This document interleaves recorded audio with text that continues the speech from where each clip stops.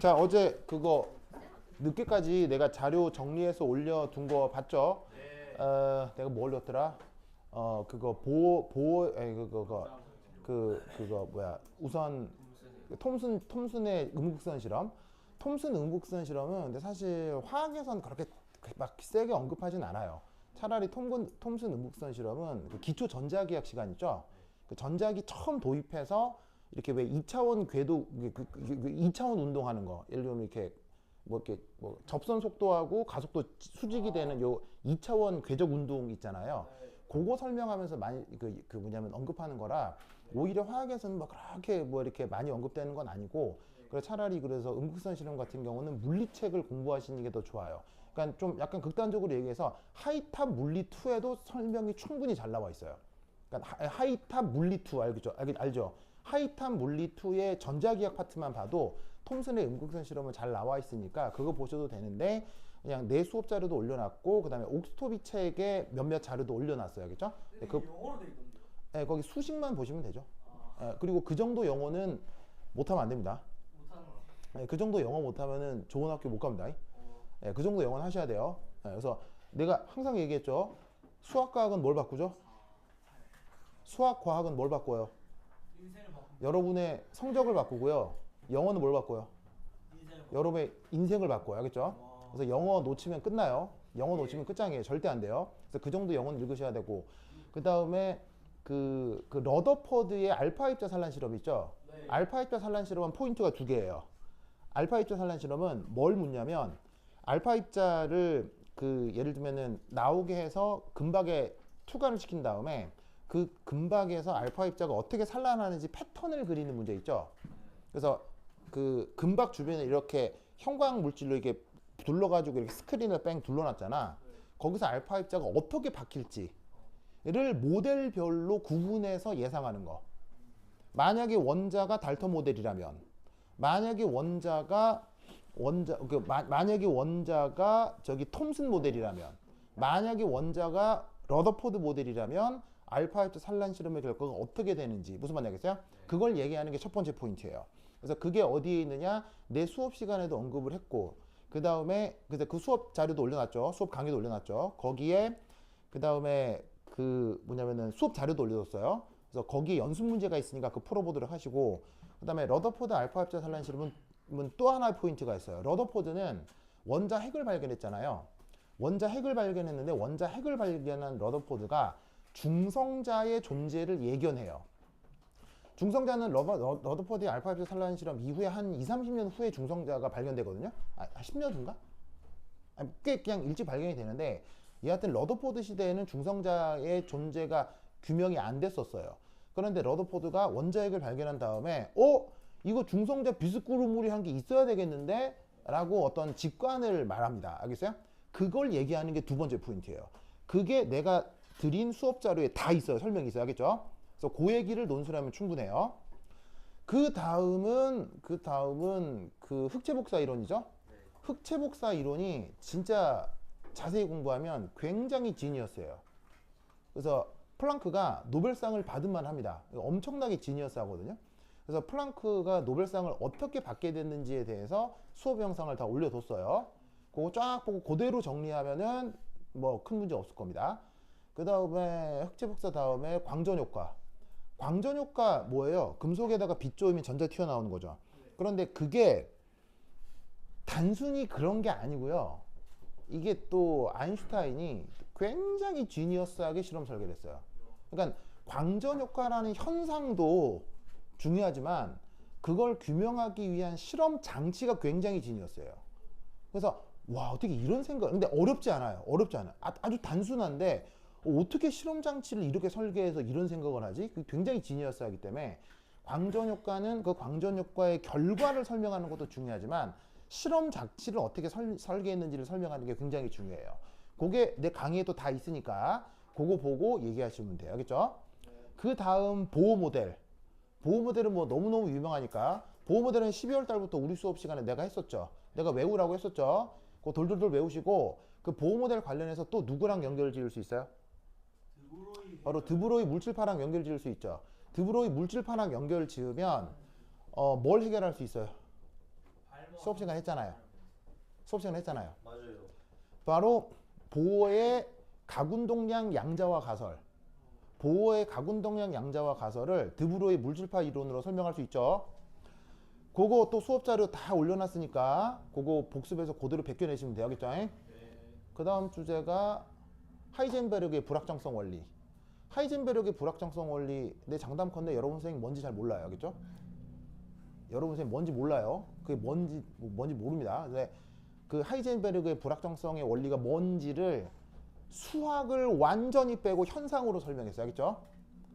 그래서 그 설명 방법을 내가 강의에 올려뒀으니까 그거 보시면 수학을 완전 배제하고 불확정성 원리가 왜 있을 수밖에 없는지에 대해서 아주 자세히 알게 될 거예요. 알겠죠? 그래서 불확정성 원리 올려놨고 그 다음이 슈레딩거 방정식. 근데 슈레딩거 방정식 우리 수업 시간 했죠. 그래서 우리 수업 강의를 다시 정리해서 올려놨어요. 그거 정리해서 내시면 발표하시면 특별히 책 잡히는 얘기는 없을 거예요. 그리고 다시 한번 얘기하지만 발표나 논문은 성적이 중요해요, 안 중요해요? 일도 안 중요하죠. 그래서 왜 여러분 막 팀 짜가지고 연구 주제에서 막 연구하잖아요. 하죠. 뭐 나중에 뭐 어디 뭐 무슨 대학 교수들이랑 실험실이랑 콜라보해서 뭐 실험하기도 하지 않나? 예, 뭐 가끔씩 그런 경우도 있거든요. 근데 그게 인생에서 중요하다 안 중요하다? 일도 중요하지 않아요. 알겠어요? 왜냐면 여러분들이 꼴랑 그 정도 실험을 해서 뭐 연구비를 따낼 거예요. 뭐 노벨상을 받을 거예요. 무슨 말인지 알겠어요? 여러분들이 연구 논문이나 발표에서 아주 나쁜 성적을 받았어요. 굉장히 좋은 성적을 받았어요. 점수 차이 몇 점? 5점도 안 내요. 5점. 5점도 안 난다고요. 발표에서 제일 잘한 사람, 발표 제일 못한 사람 5점도 차이가 안 나요. 그건 무슨 문제 차이랑 똑같냐면 중간고사, 기말고사 할 때 새끼 문제 하나 있죠. 그것보다 배점이 작아요. 그러니까 제발 발표나 논문 쓰고 어쩌고 저쩌고에 목숨 걸면 안 돼요. 그럼 망해요. 알겠어요? 좋은 대학 못 가요. 여러분들이 중고등학교 때 소논문을 뭘 썼는지 서울대나 카이스트 교수들은 아무런 관심도 없어요. 알겠어요? 네, 왜냐하면 그게 돈이 1도 안 된다는 걸 다 알기 때문에. 그래서 교수들은 그런 거에 1도 관심 없어요. 여러분들이 실험실이라는 중소기업에 들어와서 교수가 하는 말을 잘 알아들을 수 있는지 없는지만 교수들이 관심이 있기 때문에 여러분들이 학교에서 필기시험 성적을 잘 받는 게 우선이야. 그러니까 내가 그 자료를 올려드린 이유는 열심히 공부하라가 아니고요. 그걸 최대한 빠른 시간 내에 해결해서 제출하고 끝. 알겠죠? 그렇게 하라는 뜻이에요. 알겠죠? 자, 봅시다. 저번 시간에 이제 그 아로마틱이라는 말, 그 다음에 아로마틱한 구조의 성격에 대해서 설명드렸죠. 그러면서 뭐 혼성오비탈 얘기도 했었고, 입체 구조 얘기도 했었고, 뭐 그 다음에 컨주게이션, 그 다음에 레조넌스 이런 얘기도 다 했었어요. 그래서 겸사겸사 꼭 봐두도록 하시고요. 그 다음 박명호 교사가 언급하는 것 중에 하나가 치환계 효과예요. 자, 치환계 효과. 첫 번째 1. 박명호 교사 순서로는 EDG 이 얘기부터 했네요.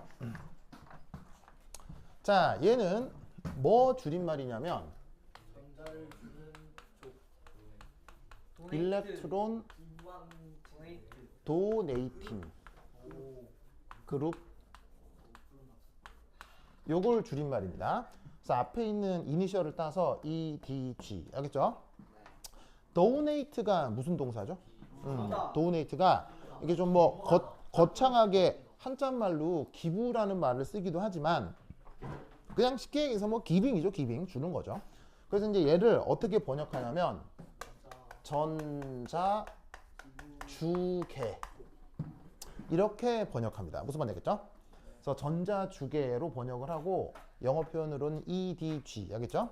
근데 이제 책마다 약간 표현이 다른데 donating 대신에 releasing이라는 말을 쓰게 release라는 말을 쓰기도 합니다. release는 뭐예요? release 역시나 내어놓다, 방출하다 이런 뜻이죠. 그래서 이제 책마다 EDG라고 쓰는 책도 있고 ERG라고 쓰는 책들도 있는데 뭐 학교 선생님은 이거 주게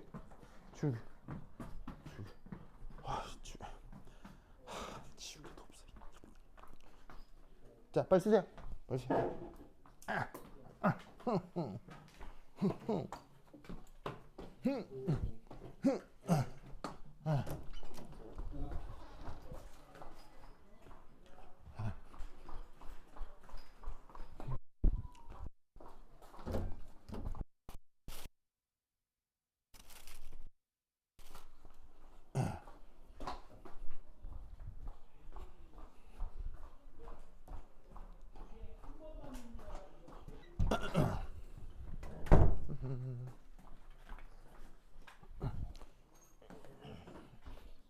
아이고, 딸이에요?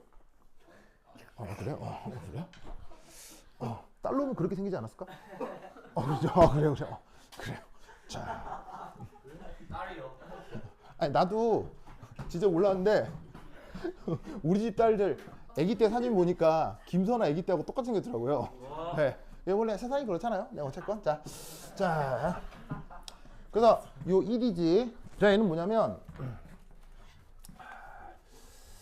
구조에 전자구름을 제공하는 작용기. 요걸 줄여서 1이지라고 합니다. 얘가 천지백가리로 많은데 이제 뭐 교사가 언급한 정도만 말씀을 드릴게요. 자, 첫 번째는 누구냐면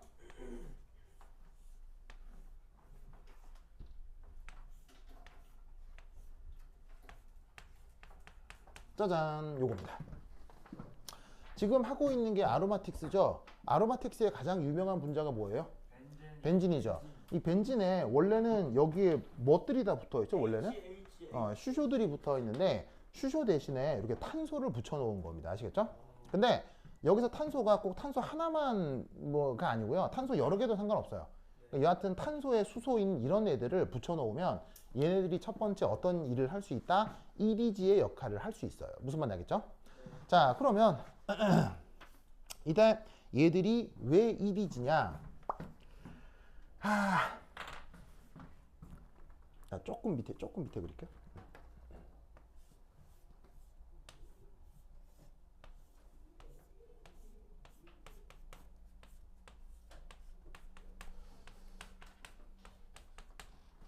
자, 저번 시간에 말씀드렸죠. 여기에 있는 이탄소 혼성 오비탈 뭐죠? 혼성 오비탈 뭐죠? sp2죠. 그 다음 이해 혼성 오비탈 뭐죠? sp3죠. 저번 시간에 S 캐릭터란 말씀을 드렸는데 sp2면 S 캐릭터가 몇 %죠? 50%요. 뭐? 33.3. 바로 이때 S 캐릭터가 33%라고 했죠. 맞아요. 그 다음에 요때는 S 캐릭터가 얼마예요? S 캐릭터가 건호 S 캐릭터 뭐예요? 4분의 1. 그렇지. 25%. 아시겠죠? 그래서 S 캐릭터가 이렇게 차이가 난단 말이에요. 그럼 S 캐릭터가 누구는 크고 누구는 작죠? 이것의 의미가 뭐라 그랬어요? 전기 음성도. 바로 이렇게 되면 이 녀석의 전기 음성도가 뭐하다 그랬어요? 크다고 했죠? 네. 그러면 원자 사이에서는 전기 음성도가 누군가 크고 누군가 전기 음성도가 작으면 무슨 일이 벌어져요? 전자 밀도 일부가 이동할 수 있잖아요. 뭐 예를 들면 뭐 HCl. 자, 둘 중에 전기 음성도 누가 크고 누가 더 작아요? 수소가 전기 음성도 얼마죠? 2.1이요. 2.2 정도 되죠. 전기 음성도가. 염소는 얼마예요? 뭐 3.0, 3.1 뭐 이 정도 되거든요. 1, 2 정도는 상관없어요. 0.12는 큰 차이가 아니에요. 그래서 책마다 다른데 얘가 어떤 책에서는 2.1, 어떤 책에서는 2.2, 얘도 어떤 책에서는 3.1, 어떤 3.0이니까 뭐 그런 그 차이는 크게 중요하지 않아요. 어쨌건 대소 비교를 하면 누가 크고 누가 작아요? CL이 더 커요. 이쪽이 작고 크니까 전자가 어디서 어디로 이동을 하죠? 수소에서 염소 쪽으로 이런 식으로 전자 밀도 일부가 이동할 수 있다 이런 말이에요. 그래서 어떤 일이 벌어지냐면 염소는 부분 전하가 뭐가 돼요? 델타 마이너스. 수소는 부분전화가 뭐가 돼요? 델타 플러스. 이런 식의 설명은 굉장히 어려운 설명이에요. 수능화학 1에도 나와요. 수능화학 2에도 이렇게 나오거든요. 수능화학 2에도 이렇게 나온단 말이에요. 수능에도 나올 정도니까 아주 보편적으로 활용하는 방법이죠. 그러면 S 캐릭터가 작은 탄소는 전기임성도가 작고 이 녀석은 S 캐릭터가 크니까 상대적으로 전기임성도가 크게 나타난다면 전자밀도가 어디서 어디로 이동하겠어요? C에서 바로 봐. 여기서부터 이렇게 일부의 전자 밀도가 이동하겠죠? 네. 맞나요? 네. 그러면 여기 있는 이 탄소는 델타 플러스 마이너스 무슨 효과가 나타날 수 있겠어요? 델타 플러스 델타 플러스. 그 다음에 얘는 델타 플러스 마이너스 무슨 효과가 나타나겠어요? 델타 마이너스. 알겠죠? 아, 구조의 전자 밀도가 올라갔어요? 떨어졌어요? 마이너스는 전자죠. 요 구조 내에 전자 밀도가 올라갔죠. 네. 그러면 이 녀석의 역할이 EDG. 알겠죠? EDG. 그래서 저런 식으로 탄소 사슬이 sp3 혼성하는 탄소 사슬이 이렇게 붙어 있을 경우 뭐로 작동할 수 있다? EDG. 알겠죠? 유기화학 같은 데서 굉장히 많이 사용하는 설명 방식이니까 꼭 기억하시기 바랍니다. 알겠죠? 자, 참고로 이렇게 전기음성도 차이에 의한 부분전화 이동, 이런 효과를 전문용어로 뭐라고 해요? 전기음성도 차이에 의한 전기음성 차이에 의한 부분전화 이동.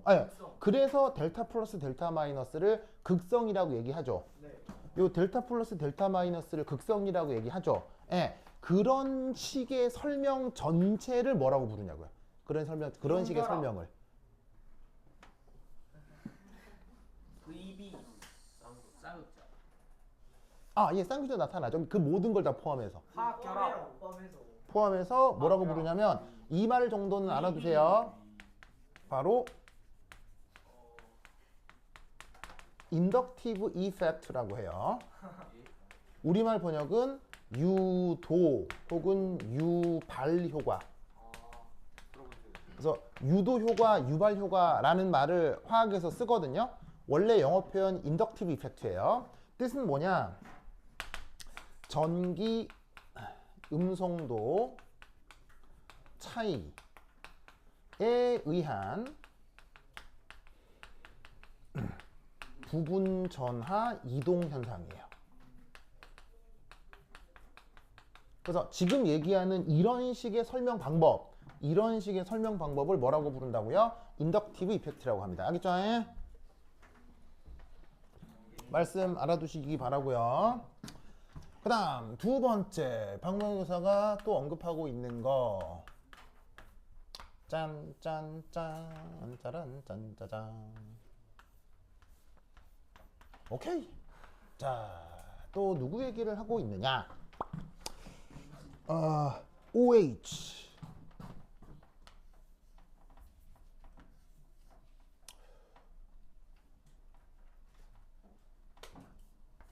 짜잔. 자, 원래 아까도 말씀드렸다시피 페놀은 수소 다 수소가 있어야 되는데 여기 이렇게 탄소가 붙어 있는 경우도 있다고 했죠. 그리고 특히 이 물질은 또 우리 일상생활에서 많이 써요. 얘 같은 경우 뭐 겸사겸사 이름을 뭐라고 하냐면 톨루엔이라고 합니다. 들어본 것 같아요. 네, 일상생활에서도 많이 쓰거든요. 그래서 이제 이런 물질을 톨루엔이라고 하는데 어디서 많이 쓰냐면 많이 써요. 여러 군데 많이 쓰는데 뭐 실험에서 많이 쓰는데 우리 일상생활에서 어디서 많이 쓰냐면 세탁소에서 많이 써요. 세제 말하시는 세탁소. 세탁소에서 무슨 서비스를 받을 수 있죠? 다리미 기름 오직 세탁소에서만 받을 수 있는 다리미 바로 드라이 클리닝이죠. 드라이 클리닝이 뭐냐면 보통 우리는 빨래를 할 때 빨래를 어디에 담궈요? 보통 물에 담그잖아요. 근데 물에 담그면 안 되는 섬유들이 있죠. 그럴 때 그 옷들을 어디에 담그냐면 여기 담궈요. 여기에 담궈요. 그래서 벤진하고 톨루엔이 섞여 있는 유기용액이 있거든요. 거기다가 빨래를 담금 해서 이제 빠는 거예요. 알겠죠? 발암물질 넣는 거예요. 그래서 이제 세탁소에서 막 가지고 온 그 드라이 클리닝을 마친 옷은 이게 묘한 휘발성 냄새가 나거든요. 그래서 세탁소에 가서도 아주 독특한 냄새가 나요. 이게 세탁소 냄새 그 아는 사람, 독특한 세탁소 냄새. 무슨 냄새? 독특한 인제 냄새 알아요. 세탁소라고 알아요? 세탁소 알죠? 넌 알아요? 월드 가- 클리닉. 가본 적 있어요? 세탁소에 가본 적은 없습니다. 세탁소에 가본 적이 없다고요? 엄마가 심부름 시켜본 적 없어요? 당연히 없죠. 와. 저런 게 당연한 거야. 심하고 네, 알겠습니다. 네. 그러니까 이제 일상적 경험은 있을수록 좋습니다. 있어야 됩니다. 예, 왜냐하면 그래야 다른 사람의 삶을 공감할 수 있기 때문이에요. 시그마 보이. 시그마 보이. 자, 어쨌건. 그래, 알죠. 어쨌건. 시그마 보이가 뭔데요? 쌤이 자기 보고 다 시그마 보이래요. 시그마 보이가 뭐예요? 저 뭔지 몰라요. 자기가 시그마라던데? 저 사실 뭔지 모르겠어요. 그래요? 시그마의 뜻이 뭘까요? 한비야, 시그마 보이가 뭐예요?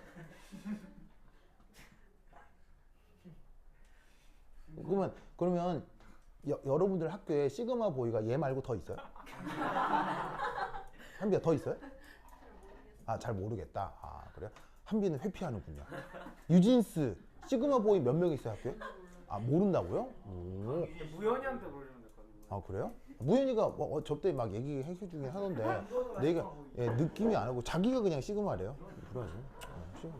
여하튼 그래서 그 세탁소에서 드라이 클리닝을 마치고 온 옷에서 이게 좋은 냄새라고 하기도 좀 그렇고 안 좋은 냄새라고 하기도 좀 그렇고 약간 콕콕 찌르는 묘한 향기가 있어요. 그게 누구 냄새냐면 요놈 냄새예요. 알겠죠? 근데 이제 얘가 기본적으로는 발암 물질인지라 드라이 클리닝을 해서 가지고 옷 있죠? 걔는 최대한 바깥에 이렇게 햇빛에 말려두는 게 좋아요. 그 냄새가 빠질 때까지. 그래서 뭐 그 정도 냄새 맡는다고 확 주고 이런 건 아닌데 뭐 그래도 물질 자체가 발암 물질인지라 그 뭐냐면은 좀 이렇게 좀 없는 게 좋겠죠. 그래서 드라이 클리닝을 마친 옷은 이 빨래대에 걸어가지고 햇빛을 본 상태로 이제 열린 공간 알겠어요? 거기서 이제 좀 이게 증발이 되도록 하는 게 좋습니다. 알겠죠? 뭐 여하튼 자, 얘 이름은 톨루엔인데 얘도 굉장히 중요한 녀석입니다. 얘 이름은 페놀이라고 합니다. 페놀이라고 합니다. 저기 OH잖아. 저는 싹다 팬이에요. 요렇게 생긴 애를요. 근데 그러면 페놀이라고 한다. 싹다 톨루엔이라고. 네, 얘는 그러면 너를 싹 다 바꿔두라고 하지. 그 뭐 너 눈 따로 이름 있고 뭐 입 따로 이름 있어요? 어? 아까 할 때는 막 CH3랑 막 분리해서 있잖아요. 얘가 다른 탄소 구조면 다른 이름입니다. 그래서 CH3가 있을 때만 톨루엔입니다. 선생님. 네. 왜? 전기 음성도가요. 네. 뭐지? F는 4.0이고 이렇게 정해져 있잖아요. 어. 근데 그럼 저 상황에서는 어. 저 C랑 C랑 어. 전기 음성도가 달라지는 거예요. 아, 얘. 아, 얘. 저 창문 좀 열어줄래? 그러시겠죠? 네. 이게 그 세상 그러니까 전 우주의 원리를 다 우리가 알지는 못하지만 인간이 짐작하는 전 우주에 변하지 않는 원리는 고정된 건 없다는 거예요. 상황에 따라서 계속 바뀔 수 있다는 거죠. 전기 음성도라고 하는 것도 원래는 처음에 전기 음성도라는 개념이 나왔을 때는 약간 화석화된 개념이었어요. 무슨 말이냐면 그냥 이 원자는 전기 음성도 뭐, 저 원자는 전기 음성도 뭐 이렇게 확 정해진 거였어요. 그런데 연구를 하다 보니까 세상 모든 만물도 그 쓰임이 고정돼 있어요. 상황에 따라 달라질 수 있어요. 상황에 따라 달라질 수 있어서 어떤 개념이 만들어지냐면 전기 음성도 중 유효 전기 음성도라는 컨셉이 만들어져요. 그래서 이제 이펙티브 일렉트로 네가티비티라고 하는 개념이 있거든요. 얘는 뭐냐면 전기 음성도가 원자마다 고정된 게 아니라 주변 화학적 환경에 따라 전기 음성도가 달라진다라는 개념이에요. 물론 이게 달라진다고 해서 막 한국 사람이 막 뭐 미국 사람이 되고 막 뭐 한국 아니지 한국 사람이 미국 사람 될 수 있지 저기 미국 가면 되니까 그게 아니고 막 사람이 갑자기 흑인이 백인도 되죠. 막 수술하고 막 해가지고 막 이렇게 되는데 뭐가 되냐면 갑자기 사람이 막 코끼리가 됐다 뭐 이런 거예요. 될 수 있는 거예요. 시그마몰. 사람이 시그마몰. 사람을 바다코끼리로 바꾸는 영화가 있어요. 예, 영화 중에 어마어마한 그 뭐냐면 그 마이너 컬트한 영화 중에 아주 극악한 취향의 영화 중에 그 사람을 지네로 바꾸는 영화도 있고요. 예, 사람을 바다코끼리로 바꾸는 영화도 있어요. 예, 그래서 나중에 검색해 보세요. 인터넷에 사람을 지네로 이렇게 치면 뭐 영화 하나 뜰 거예요. 그거 안 되는 거지. 예, 영화가 처음부터 끝까지 토 나오는 영화예요. 하여튼 뭐 예.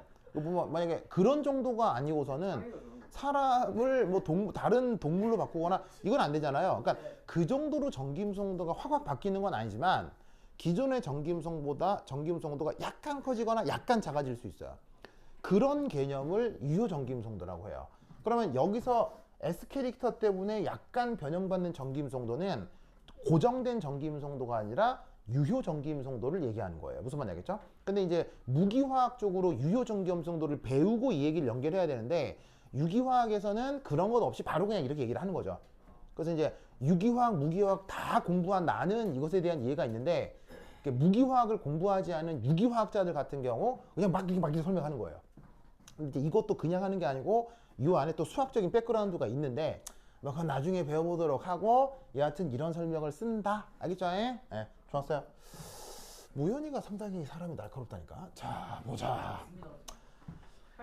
자, 어쨌건 이렇게 생긴 애 이름은 뭐라고요? 페놀이라고 한다고 했죠. 자, 뒤에 또 작용기에 대한 얘기가 있어서 슬쩍 한번 얘기를 하면 뒤에 올이라는 말이 붙죠?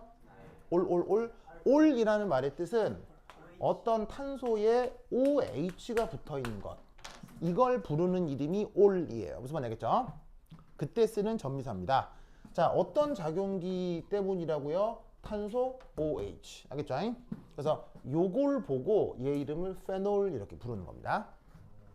그리고 앞에 붙은 펜 이 말은 벤진 고리의 관용명이에요.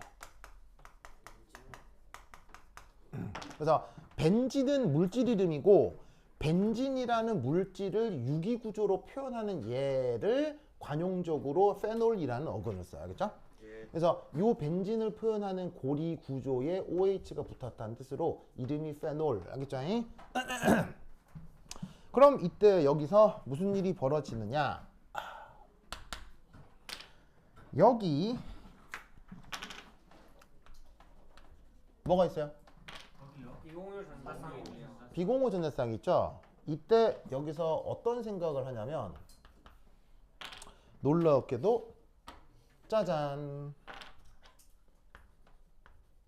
짜잔 이런 식의 설명 방법을 만들었습니다. 자, 이게 이제 뭔 말이냐? 루이스 구조를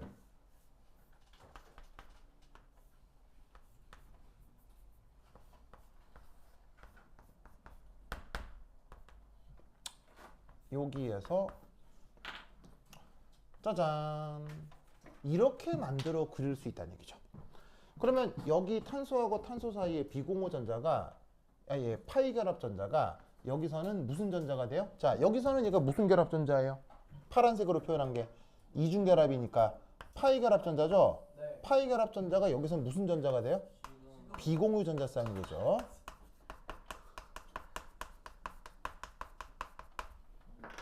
뭔 말인지 아시겠죠? 자, 그럼 이때 여기서 이 산소 형식자는 얼마예요? 이 산소 형식자는 얼마예요?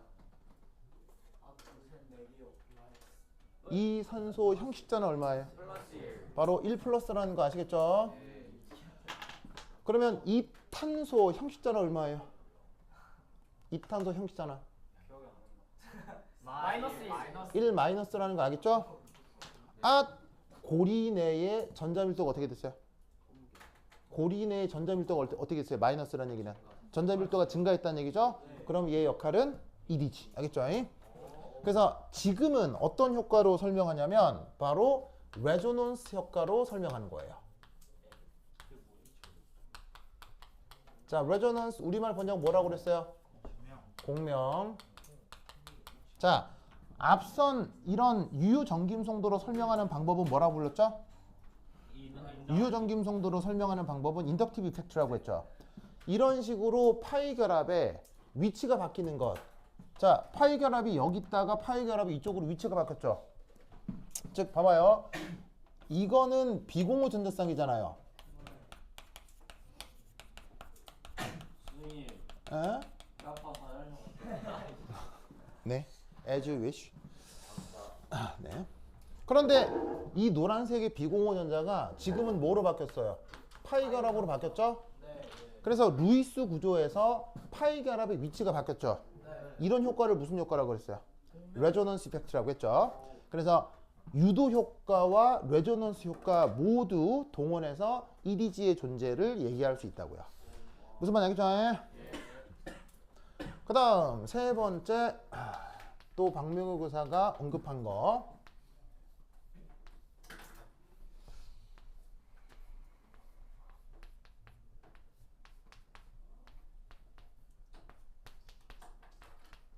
짜잔, 이 녀석입니다. 얘 이름은 또 뭐라고 부르냐면 관용명인데 아닐린이라고 합니다. 이건 뭐 기존에 뭐냐면 이름 붙이기하고 전혀 무관하게 한 4, 500년 전부터 계속 이렇게 불러오던 이름이라 바꿀 수 없이 그냥 이렇게 부릅니다. 이렇게 생긴 애는 아닐린이라고 합니다. 자, 당연히 이 질소에는 뭐가 있죠? 당연히 질소의 옥텟을 만족하기 위한 비공호 전자쌍이 있죠. 그럼 여기서도 어떤 일이 벌어지느냐? 요래. 그러면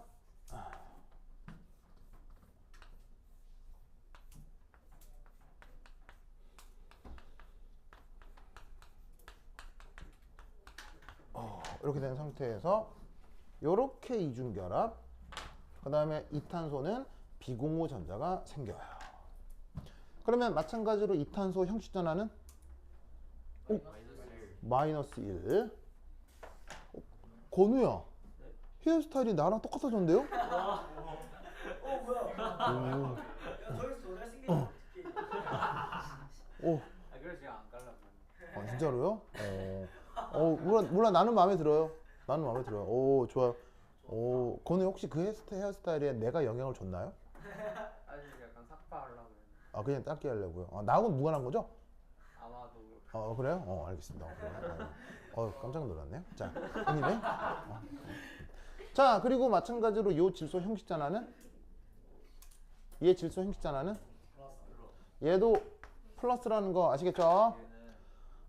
그래서 지금 사실 여기가 산소가 질소가 됐을 뿐 이 설명 방식이 여기하고 달라요, 같아요? 완전히 같죠. 무슨 말 알겠죠? 완전히 같습니다. 역시나 이것도 무슨 효과? 공명 효과가 되겠습니다. 그래서 EDG라고 얘기할 수 있는 수없이 많은 것들 중에서 가장 유명한 세 가지. 알겠죠? 요 말뜻을 알아두시는 게 좋겠습니다. 됐죠? 자, 쓰시고요. 자, 다 썼습니까? 다 썼죠. 아, 예? 예. 아, 예. 근데 공명가 왜 생긴 거야? 다시 뭐라고? 왜 생긴 거야? 왜 생기냐고요? 현상을 설명하기 위해서요. 그냥 만들어낸 설명이에요. 실제로 어떤 일이 벌어지냐면 그래서 여기에 있는 이 벤진은 페놀은 극성이 큰 녀석이 있어요, 극성이 작은 애가 있어요. 극성이 굉장히 커요. 아닐린도 극성이 크겠어요, 극성이 작겠어요? 극성이 크게 나타나요. 그럼 왜 유기분자인데 극성이 크고 물하고 친화력이 크냐에 대한 설명을 해야 될 거 아니에요. 그래서 이런 설명을 만드는 거예요. 그래서 그렇게 개발된 설명 중에 하나를 공명이라고 하는 거고, 진짜로 뭐 전자가 이렇게 움직이느냐 라고 한다면 사실 이런 설명은 다 물리학적으로 위배되는 설명이에요. 자, 이렇게 여기 있는 전자가 이리 갔어요, 요리 갔어요 해서 저기 파이 결합 새로 됐어요, 여기 비공호 전자쌍 됐어요 라고 하면 무슨 원리를 위배하는 거예요? 이거 내가 어제 올려준 것과 관련이 있어요. 불확정성의 원리. 네, 바로 불확정성 원리 위배예요. 왜냐하면 불확정성 원리는 그리고 이 불확정성 원리는 어디서도 나오냐면 그 러더포드가 그 원자핵을 발견한 다음에 중성자의 존재를 예견했다고 했죠. 그 중성자의 존재를 예견할 때 불확정성 원리가 등장해요. 그래서 불확정성 원리에 의해서 원자핵 내에 양성자 말고 중성자가 있어야 할 것 같다라는 분석을 하거든요. 그래서 불확정성 원리가 지금 여러분 발표 주제하고 굉장히 여러 가지로 연결이 되는데 그 불확정성 원리가 사실은 여기서도 나오는 거예요. 불확정성 원리는 뭐냐면 전자처럼 조그만 입자는 어디에 있거나 그 전자가 어떤 방식으로 움직인다라는 예상을 절대 할 수 없어요. 너무 작은 입자는 그 녀석이 어디에 있다거나 어디로 움직인다거나 하는 이런 설명 자체가 물리학적으로 불가능하다. 그게 불확정성 원리예요. 무슨 말인지 알겠죠? 그런데 지금 여기 비공호 전자쌍이 있는데 얘가 움직여서 파이결합이 되고 다 뭐 위배? 불확정성 원리 위배예요. 그런데 이런 식의 설명으로 잔뜩 모여있는 학문체계가 뭐예요? 그게 유기화학이에요. 그래서 유기화학은 불확정성 원리를 처음부터 끝까지 위배하는데 그 위배되는 설명으로 인간의 모든 물질 문명을 만들어낸 거예요. 여러분들이 입고 있는 합성섬유 있죠? 그 다음에 여러분들이 먹는 의약품, 여러 가지 식품들 다 무엇의 도움을 받는 거예요? 이런 유기화학적인 도움을 받는 거예요. 그래서 참 희한하게도 과연 노벨상을 받을 정도의 위대한 물리학적 진실이 전 우주를 그러니까 어떤 물리학적인 연구 결과가 그게 과연 전 우주를 관통하는 진실인가? 라는 문제에 대해서는 좀 깊게 생각해 볼 필요가 있는 거죠. 알겠죠? 거짓말이 지배를 불확정성 원리가 틀렸네요. 노발이 노스 아무도 모르는 거예요. 그러니까 이렇게 화학자들이 야매로 설명한 게 소 뒷걸음질에 개구리가 밟힌 건지 아니면 진짜로 불확정성 원리에 문제가 있는 건지 뭐 무슨 말인지 알겠어요? 그건 노발이 노즈인 거죠. 여하튼 이런 식의 설명을 하는 학문을 유기화학 체계라고 한다. 됐죠? 자, 그 다음 자, 지운다. 지운다. 으쌰, 지우자. 쓱. 왜 선글라스 안 끼세요? 사무실에 두고 왔어요. 자, 두 번째 EWG. 두 번째는 EWG 이키마스. 자, 얘는 뭐 줄임말이냐면 일렉트론 웨이스트. withdraw예요.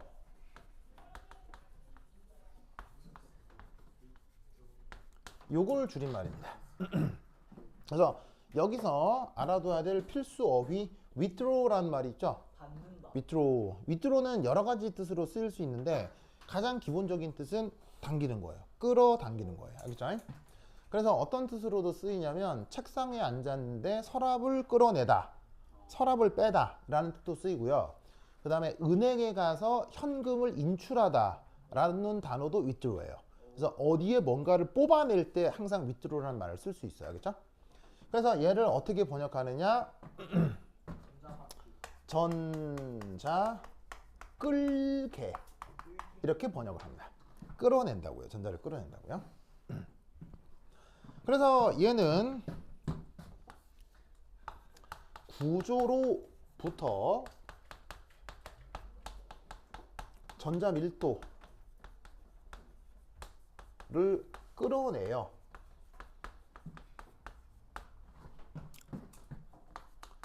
전자 밀도를 낮추는 작용기입니다. EDG랑 효과가 반대겠죠.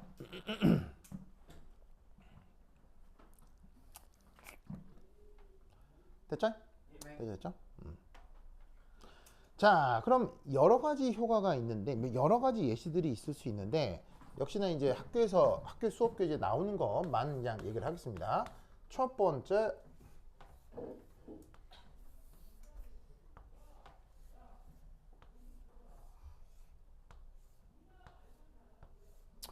여기에 이렇게만 그리면 얘 이름이 뭐라고 그랬죠?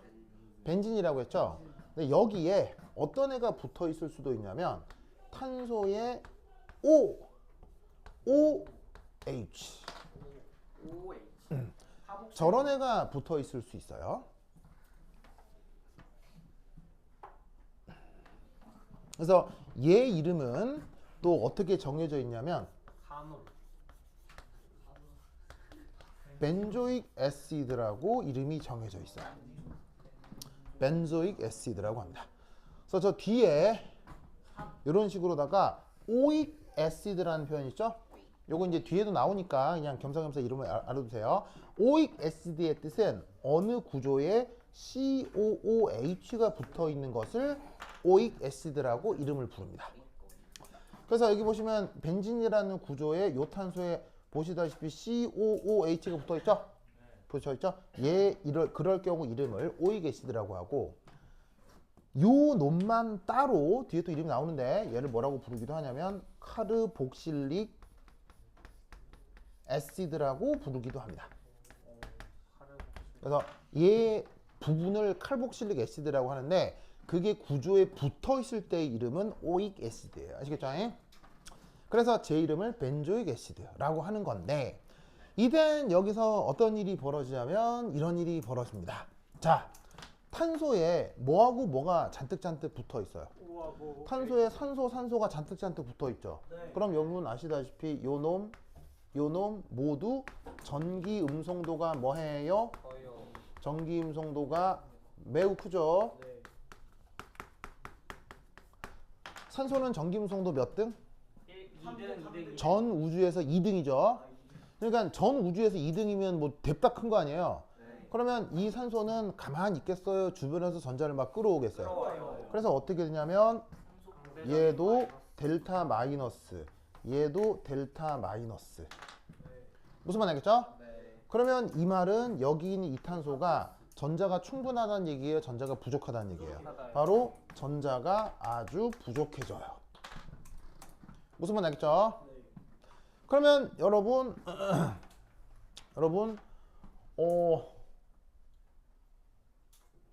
만약에 시베리아를 백패킹으로 여행을 하는데 딱 봐도 체중 500kg이 넘는 그리즐리 베어를 맞닥뜨렸어요. 이만한 고막이었어요. 케이스 1. 두 번째, 빼짝 말라가지고 체중이 저거 좀 덜 나가면 100kg 안 나가겠는데 하는 바짝 마른 곰을 만났어요. 무슨 말 알겠어요? 네. 둘 중에 더 위험한 거? 바짝 마른 게 1번. 바짝 마른 게 아니 마른 게 더 위험한. 체중 500kg짜리 그리즐리 베어와 똑같은 그리즐리 베어인데 바짝 말라가지고 100kg대로 바짝 말라 있어요. 바짝 마른 게 샷건 들고 있어야 되는 마른 게 거. 위험해. 어떤 게 위험하다? 샷건 들고 있어야 위험해. 사람은 두 번째 것한테 죽습니다. 왜요? 첫 번째는 보통 어떻게 쓱 보고 지나갈 가능성이 높습니다. 배불러. 왜? 배가 안 고프니까요. 근데 사람이 희생당하는 곰은 바로 두 번째 케이스입니다. 볼품없이 바짝 마른 곰 있죠? 걔는 사람을 잡아먹을 가능성이 굉장히 높습니다. 무슨 말 알겠죠? 겨울인데 겨울잠 만약에 겨울잠 자기 전이라고. 그리고 만약에 충분히 체중이 올라오지 않으면 겨울잠도 못 잡니다, 지들이. 그래서 돌아다닙니다. 그래서 뭐냐면 이제 곰들이 그래서 그 체중이 그래서 이제 사실은 야생 동물들이 사람 잘 잡아먹어요, 잘 안 잡아먹어요, 야생 동물들이. 잘안 잡아요. 사람 잘 안 잡아먹습니다. 이유는 무서워. 비효율적이에요. 네, 비효율적이에요.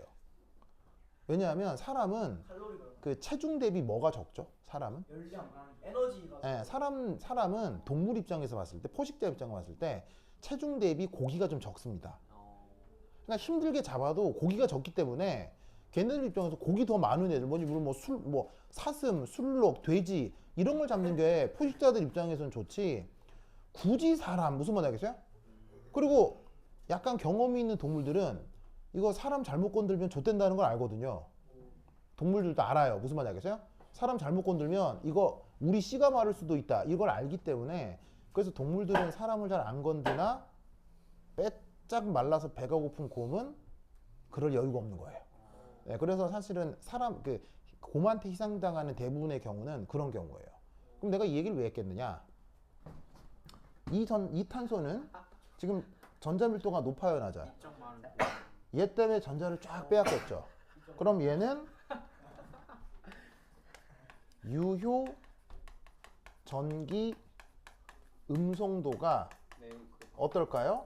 매우 매우 증가된 상태가 된다는 거예요. 무슨 말인지 알겠어요? 그러니까 전기 음송도가 고정돼 있다라는 아이디어보다 유효 전기 음송도라는 아이디어가 훨씬 더 유용하다고요. 무슨 말인지 알겠죠? 그래서 어떻게 된다? 전자밀도가 너무 낮아서 전자에 대한 욕구가 아주 증가하게 되는 거죠. 그럼 이제 다시 전자밀도는 어디서 어디로 이동하겠어요? 고리에서 이 탄소 쪽으로 전자밀도가 이동할 거고, 요런 식으로 고리는 어짜둔둥 전자밀도가 감소하는 효과가 나타날 겁니다. 알겠죠? 그래서 저 칼복실릭 애시드 자체도 굉장히 유명한 EWG입니다. 아시겠죠? 그리고 지금의 설명은 당연히 공명구조적 설명이에요? 유도효과적 설명이에요? 유도효과죠. 아시겠죠? 유도효과입니다. 뭐 전기음성도 어쩌고저쩌고 나왔잖아요. 그래서 이런 식의 설명이 유도효과다. 알겠죠? 자, 쓰시고. 이것도 그럼 막 어떻게 해서 공명은 좀 억지는 거예요. 공명구조 안 그려져요. 그리고 예, 의미 있는 공명구조가 안 그려집니다. 의미 예, 의미 있는 공명. 뭐 하나 그려볼 수도 있는데, 자, 요렇게도 가능하겠습니다. 자, 우선 자 봅시다. 얘가 지금 전자밀도 이동 효과로 설명할 수 있다고 했죠. 유도 효과로. 근데 얘는 또 운 좋게도 공명구조 효과로도 설명할 수 있습니다. 자, 어떻게 설명할 수 있느냐? 요렇게요. 덧 그리긴 좀 그러니까 하나 더 그려볼게요.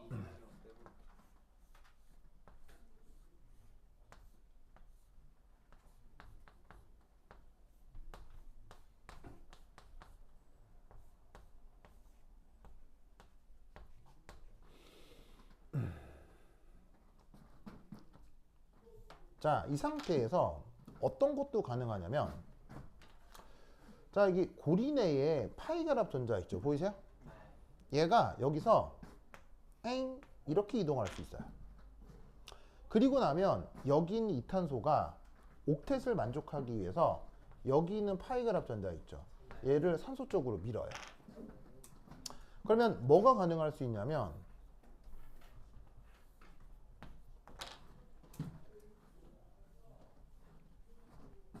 바로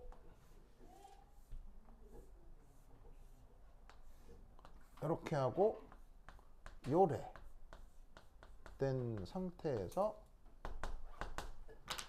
산소가 비공호 전자쌍을 갖고, 앞서 노란색 전자쌍은 이리 와서 이중결합이 될 수 있습니다. 자, 전자 색깔 보시면 뭐가 어디로 어떻게 이동한 건지 알겠죠? 됐죠? 반대로 밀어버리는 건 안 되는 거예요. 반대라뇨? 벤젠에서 공명구조 그리듯이. 네.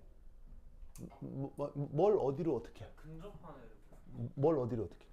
저 O에 있는 O에 있는 이중결합 파이결합을 파이 결합을 CC 있잖아요. CC. 요쪽으로요? 네, 그건 그럼 불가능합니다. 네. 왜 그러나? 왜냐면 산소가 옥텟을 만족하지 못하니까요.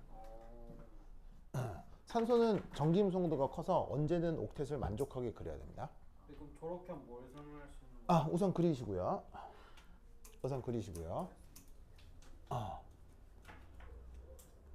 자, 우선 그리세요. 그리시고 설명 추가하겠습니다.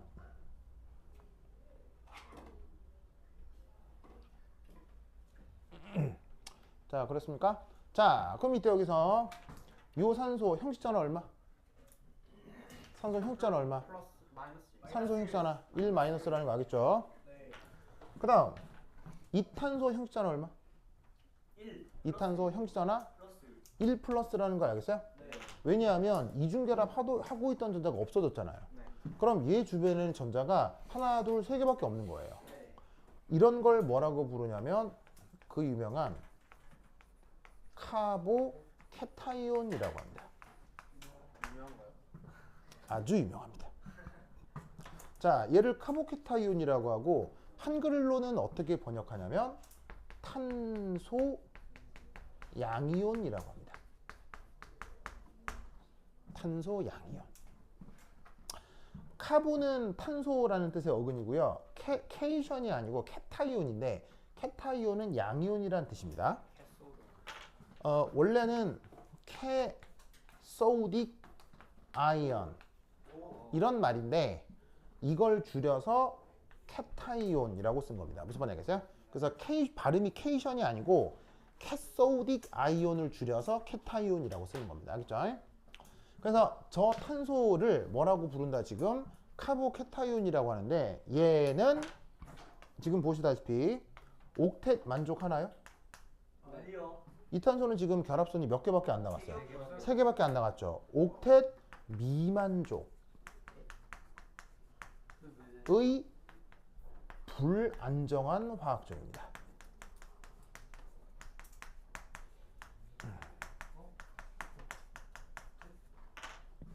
그래서 유기분자를 그릴 때 옥텟에 맞추어 그리는 게 맞는데 탄소 양이온은 옥텟을 미만족하게 표현합니다. 그래서 탄소 양이온이라는 존재로 유기 반응들을 설명하기 때문에 여기서는 저런 아이디어로 구조 표현을 할 수 있어요. 그러면 어찌됐건 탄소 양이온은 전자밀도가 올라갔어요? 전자밀도가 떨어졌어요? 전자밀도가 떨어졌죠? 그럼 얘 역할은 EWG. 알겠죠? 그래서 지금 요 칼복실리 그룹이 공명 구조로서 얘가 EWG로 작동하는 걸 이런 구조로 표현한다는 뜻이에요. 됐죠? 그래서 그 교재에 나와 있는 COH의 의미가 이거다라는 것도 꼭 기억해 두시기 바랍니다. 산소도 옥텐 미만족할 수 있나요? 산소는 무조건 옥텟을 만족해야 됩니다. 전기음성도가 크기 때문에. 그래서 전기음 성도가 큰 플러린, 산소, 그 다음에 할로젠 요 세 개는 유기분자 구조를 그릴 때 무조건 옥텟을 만족해야 됩니다. 걔네들의 특징, 전기음 성도가 큰 편에 속하는 것들. 알겠죠? 그래서 다시 한번 할로젠. 할로젠에 누구 있어요? 할로젠에 바로 Cl, 뭐 F부터 있죠. FCl, Br, I죠. 그 다음 산소, 질소. 얘네들은 언제나 옥텟을 만족하게 그려야 합니다. 이유는 알겠죠? 전기음성도가 아주 큰 것들이기 때문에. 탄소는 전기음성도 커요, 작아요? 탄소는 전기음성도가 작은 편이죠. 그래서 탄소만 옥텟을 미만족하는 탄소 양이온이 존재할 수 있습니다. 알겠죠? 그런데 전기음성도가 작다고 탄소가 결합선 5개 이런 거 돼야 안 돼요? 이런 것도 안 돼요. 알겠죠? 옥텟을 초과하는 건 불가능해. 알겠죠? 초과하는 건 불가능해. 근데 옥텟을 만족하지 않는 건 가능해. 그런데 안정하지 않다는 얘기인 거야. 무슨 말이겠죠? 얘는 안정하고 좌식오간에 탄소 주변에 결합선 5개 나오면 어떻게 돼? 노벨상 받아. 무슨 말인지 알겠죠? 그러니까 이런 건 절대 불가능하다고. 알겠지? 그래서 요 EWG 중에 예시 하나 COH 설명드렸습니다. 자, 그 다음 또 다른 EWG가 교재에 나오니까 요거부터 한 10분 쉬었다 하도록 하겠습니다. 화장실 다녀오세요.